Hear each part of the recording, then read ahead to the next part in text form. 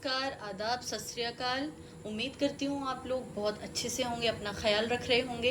तो आज मैं आ गई हूँ एक मंथली फोरकास्ट रीडिंग लेकर, और ये है उन लोगों के लिए जिनका सन साइन या मून साइन एरीज है। तो गाइस देखते हैं जो मई का मंथ है आपके लिए क्या क्या नई चीज़ें, नई नई उम्मीदें, नई संभावनाएं लेके आने वाला है। और चलिए करते हैं टैरो रीडिंग स्टार्ट अपनी। ठीक है, तो let's get started. All the best.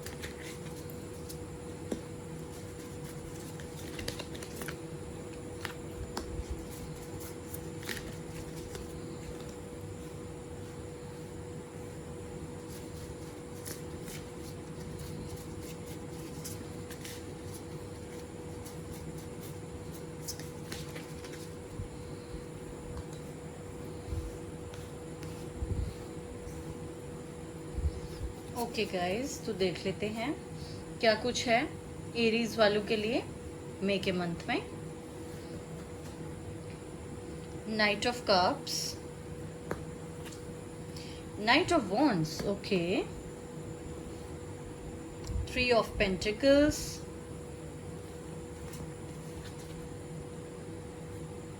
The magician and three of swords.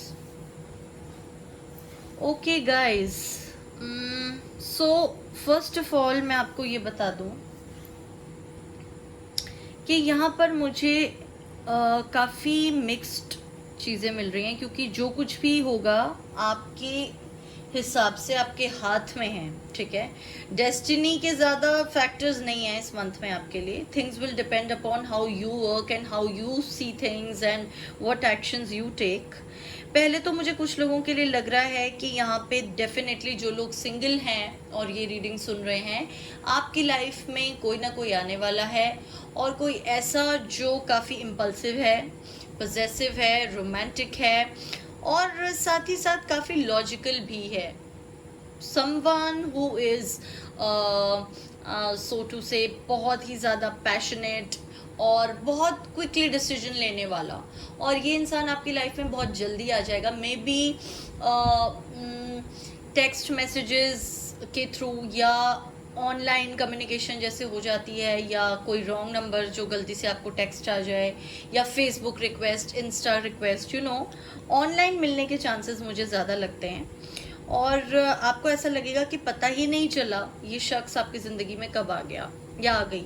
Okay, so there is a possibility of a new crush और लव और रिलेशनशिप। ठीक है, दूसरा मुझे ये लग रहा है कुछ लोगों के लिए कि जो पहले से रिलेशनशिप में हैं, कमिटेड हैं, उनके साथ कुछ ऐसा हो सकता है कि आप बहुत टाइम से जो चीज़ें मैनिफेस्ट कर रहे थे या सोच रहे थे, विजुअलाइज कर रहे थे, वो आपके साथ हो जाएं।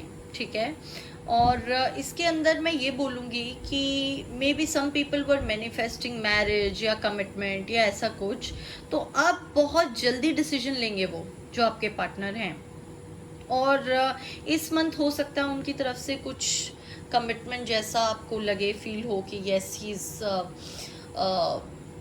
और ही और she is trying to commit. ऐसा मुझे लग रहा है, ऐसा सुनने में, सोचने में आ रहा है। Then I would say for some people, I can say that there is a third person involvement over here. कि कुछ लोगों के लिए मेरे को ऐसा लगता है कि देयर इज समबडी, कोई थर्ड पर्सन जो वर्क प्लेस पे है, जो आपके और उनके बीच आ रहा है या आ रही है। There is someone definitely there who is probably trying to instigate एक हिम और हर अगेंस्ट यू। हो सकता है वो भड़काते हैं उनको आपके खिलाफ, या आप दोनों के बीच में कोई दूरी हो गई उनकी वजह से। वो हैं तो उनके वर्क प्लेस में या आपके वर्क प्लेस में, लेकिन उनकी वजह से आपको हो सकता है कुछ कॉन्फ्लिक्ट्स का सामना करना पड़े इस महीने। कोई ऐसी प्रॉब्लम आपको फेस करनी पड़े, लड़ाई हो जाए, झगड़ा हो जाए, ब्रेकअप हो जाए, इस तरह का मुझे कुछ लगता है। But that third person is there. और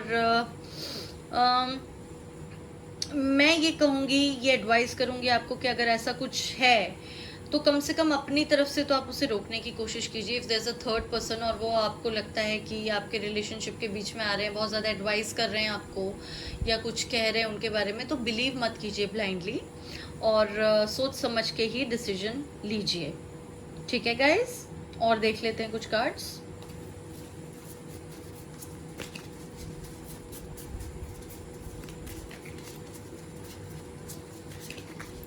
okay, the star, okay,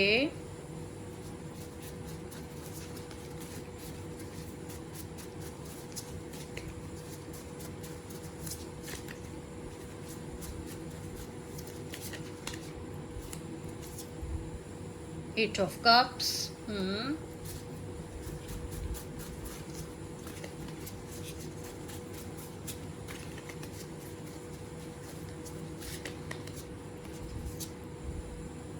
10 of wands,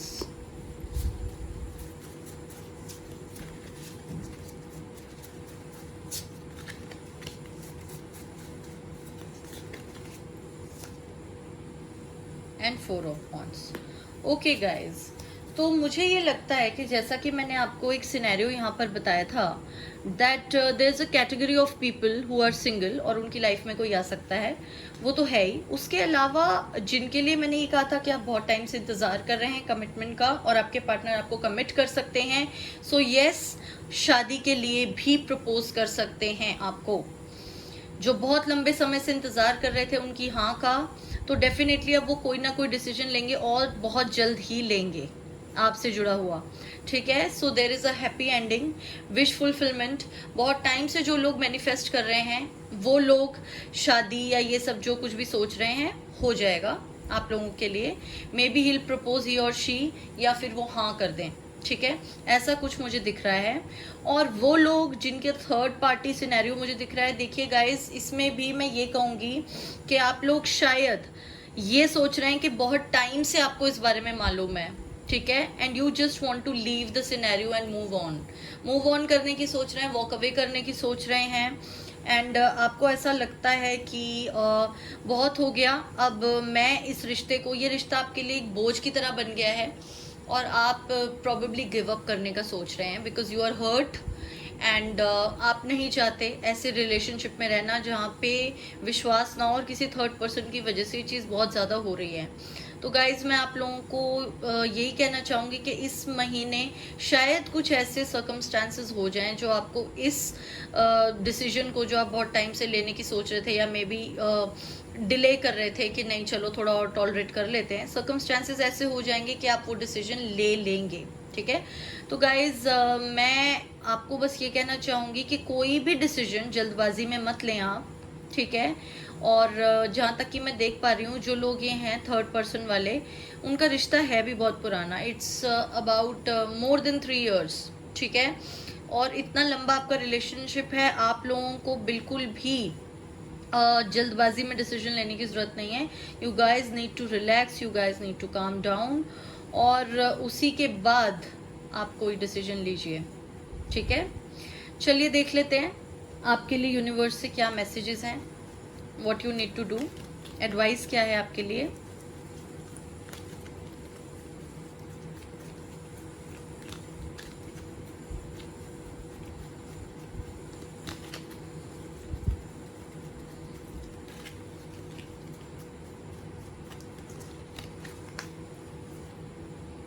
the fates, okay,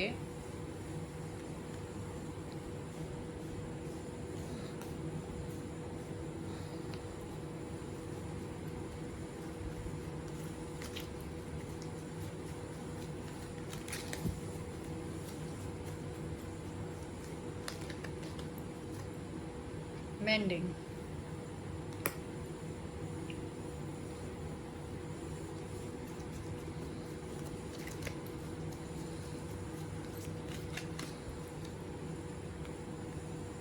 Y?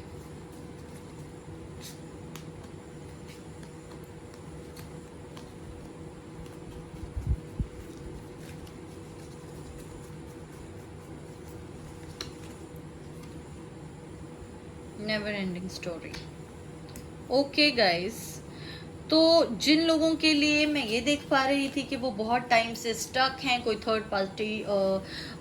Third party scenario है, they want to walk away, उनके लिए तो यही मैसेज है कि आप लोग अगर ये सोचते हैं कि मेरे साथ ये बार बार कैसे हो जाता है, आपने बहुत शायद मेंड करने की कोशिश की है, इस रिलेशनशिप को बहुत वक्त दे दिया है, now you are frustrated, you are fed up, you just want to walk away, और आपको लगता है कि मैं शायद इस वर्लपूल से नहीं निकल पाऊंगा या निकल पाऊंगी और मैं इसमें फंसती जा रही हूँ।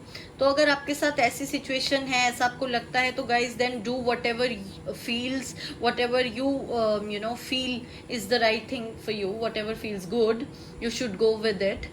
और बाकी जो दूसरे मुझे दिख रहे हैं जिनकी शादी हो रही है, जिन लोगों की, उनके लिए डेस्टाइन था, जो आपकी किस्मत में था वो आपको मिल रहा है। You guys are very lucky. Maybe ये जिनसे आपकी शादी हो रही है आपके ट्विन फ्लेम या सोलमेट हैं और आप लोग एक दूसरे के लिए बने थे, so it's a happy ending to the story. और मैं सिर्फ यहाँ पर इतना ही देख सकती हूँ और कह सकती हूँ आपको कि जो पाइल नंबर 2 है, मतलब जो कैटेगरी नंबर 2 है, आप लोग कोई भी डिसीजन लेने से पहले ये सोचिए कि कहीं भी आपकी सेल्फ रिस्पेक्ट जो है इसके अंदर कहीं भी कॉम्प्रोमाइज़ ना हो। अगर आपको ऐसा लगता है कि ऐसा हो रहा है, so please guys move on. I won't say कि अपने से बड़ा कुछ नहीं होता। अगर वो सच में आपसे प्यार करते हैं, वो आएंगे, अपनी सेल्फ रिस्पेक्ट से बड़ा कुछ नहीं होता है। You don't need to compromise, specially क्योंकि मैं देख पा रही हूँ आप बहुत वक्त से टॉलरेट कर रहे हैं चीज़ों को, तो आपको इतना वो करने की ज़रूरत नहीं, परेशान होने की ज़रूरत नहीं है। देख लेते हैं कुछ और cards.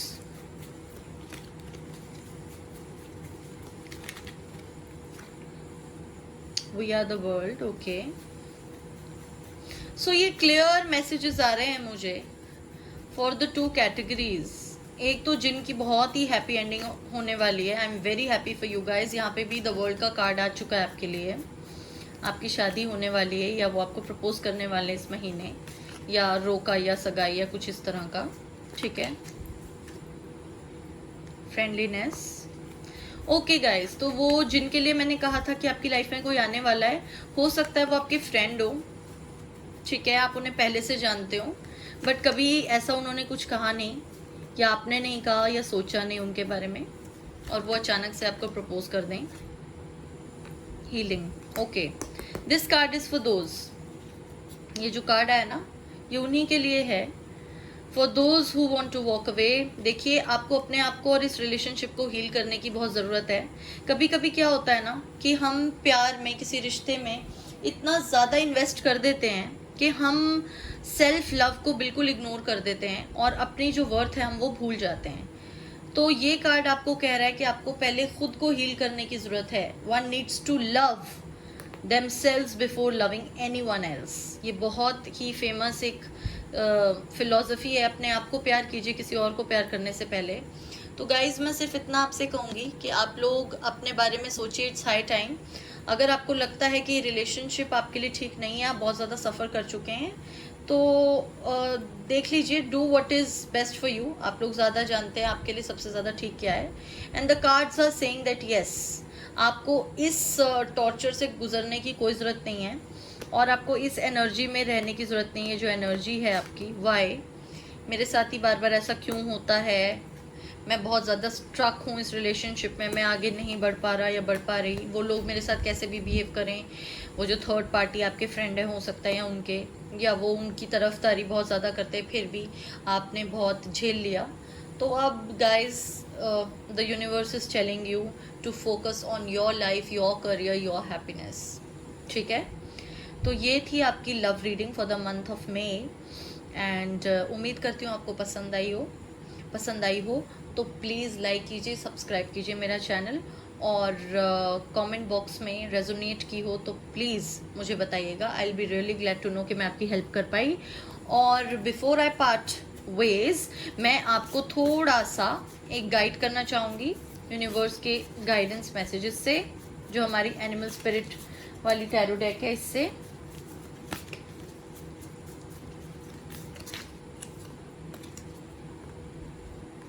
Okay, badger spirit, be fearless and bold.